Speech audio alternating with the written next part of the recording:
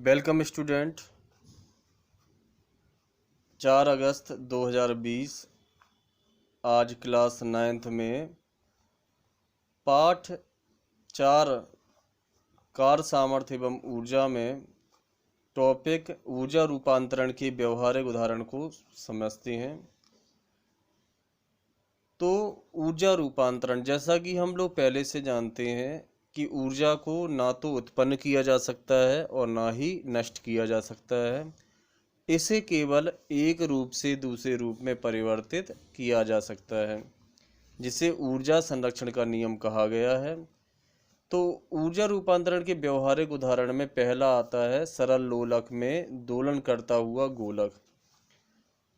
सरल लोलक में जब दोलन होता है तो उस समय स्थितिज ऊर्जा तथा गतिज ऊर्जा का आपस में रूपांतरण होता रहता है, परंतु इन ऊर्जाओं का योग हमेशा नियत रहता है।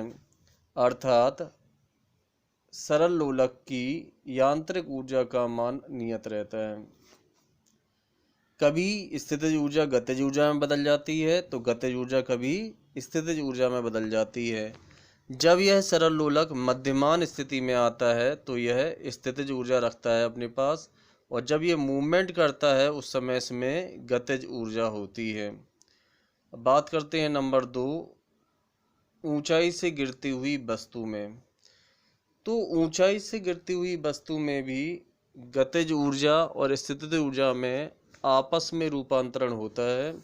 जब कोई वस्तु h ऊंचाई पर स्थित होती है तो उस समय गतिज ऊर्जा का मान 0 होता है, जबकि उस समय स्थितिज ऊर्जा का मान मैक्सिमम होता है। लेकिन जैसे ही वस्तु मूवमेंट करना स्टार्ट करती है, ऊंचाई से गिरना प्रारंभ करती है, तो उसकी गतिज ऊर्जा का मान बढ़ने लगता है और स्थितिज ऊर्जा का मान 0 हो जाता है। इस प्रकार यांत्रिक ऊर्जा की बात करें तो उसका मान हमेशा नियत रहता है, क्योंकि यांत्रिक ऊर्जा बराबर होता है गतिज ऊर्जा प्लस स्थितिज ऊर्जा। तो यह गतिज ऊर्जा और स्थितिज ऊर्जा आपस में बैलेंस करके रखती हैं, जिससे यांत्रिक ऊर्जा का मान नियत रहता है। नंबर 3 है विद्युत हीटर। तो जब हीटर में धारा प्रवाहित की जाती है तो उसका तार गर्म होकर चमकने लगता है, अर्थात विद्युत ऊर्जा का रूपांतरण ऊष्मीय ऊर्जा में होता है। विद्युत बल्ब में आए तो विद्युत बल्ब में जब धारा प्रवाहित की जाती है तो बल्ब का फिलामेंट गर्म होकर चमकने लगता है, जिससे वह विद्युत ऊर्जा को प्रकाश एवं ऊष्मीय ऊर्जा में रूपांतरित कर देता है। बिजली के पंखों में तो आपने देखा होगा, जब किसी भी पंखे में विद्युत धारा प्रवाहित की जाती है तो वह अपने स्थान पर रहकर घूमने लगता है, अर्थात उसकी विद्युत ऊर्जा गतिज ऊर्जा में रूपांतरित हो जाती है, अथवा हम ये भी कह सकते हैं कि विद्युत ऊर्जा यांत्रिक ऊर्जा में रूपांतरित हो जाती है। नंबर 6 है लाउड स्पीकर। तो लाउड स्पीकर में हमने देखा है कि वायर लगी होती हैं और हम माइक से बोलते हैं तो वह विद्युत ध्वनि को तीव्रता के साथ सुनाता है, अर्थात विद्युत ऊर्जा का रूपांतरण ध्वनि ऊर्जा में करता है। नंबर 7 है जल विद्युत पावर स्टेशन। तो जल विद्युत पावर स्टेशन में बांध में जल को संचित कर लिया जाता है और संचित जल में स्थितिज ऊर्जा का मान पाया जाता है। जब इसे ऊंचाई से टरबाइन पर गिराया जाता है तो जल की स्थितिज ऊर्जा गतिज ऊर्जा में रूपांतरित हो जाती है, और इस गतिज ऊर्जा के कारण टरबाइन के ब्लेड घूमने लगते हैं। टरबाइन की पंखुड़ियों से डायनामो फीड होता है और डायनामो में लगी कुंडली जैसे ही मूवमेंट करना स्टार्ट कर देती है, वैसे ही गतिज ऊर्जा विद्युत ऊर्जा में रूपांतरित हो जाती है, जिससे हमें विद्युत ऊर्जा प्राप्त होती है।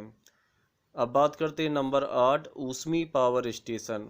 तो ऊष्मीय पावर स्टेशन में कोयले के दहन द्वारा विद्युत ऊर्जा उत्पन्न की जाती है। कोयले में चूंकि रासायनिक ऊर्जा पाई जाती है, जिसके कारण यह रासायनिक ऊर्जा ऊष्मीय ऊर्जा में परिवर्तित होने के बाद विद्युत ऊर्जा में परिवर्तित हो जाती है। नंबर 9 ऊष्मा इंजन में। तो इसमें ऊष्मीय ऊर्जा का यांत्रिक ऊर्जा में रूपांतरण होता है। जब जब इसे ऊष्मा मिलेगी तो ये यांत्रिक ऊर्जा में परिवर्तित कर देता है। नंबर 10 है डायनामो। डायनामो में आर्मेचर के घूमने से विद्युत उत्पन्न होती है। इसका उपयोग जनरेटर में किया जाता है। आपने देखा होगा कि जब जनरेटर को घुमाते हैं तो उस समय विद्युत ऊर्जा प्राप्त होती है। इस प्रकार से यह गतिज ऊर्जा को विद्युत ऊर्जा में रूपांतरित कर देता है। नंबर 11 है बैटरी। तो बैटरी में केमिकल या रसायनों का प्रयोग किया जाता है जिससे हमें विद्युत ऊर्जा प्राप्त होती है।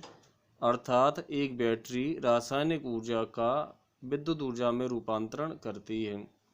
नंबर 12 है सौर सेल। सौर सेल में सौर ऊर्जा का रूपांतरण विद्युत ऊर्जा में होता है जिससे हमें ऊर्जा प्राप्त होती है। शेष अगली क्लास में सोमवार को पढ़ाएंगे। धन्यवाद।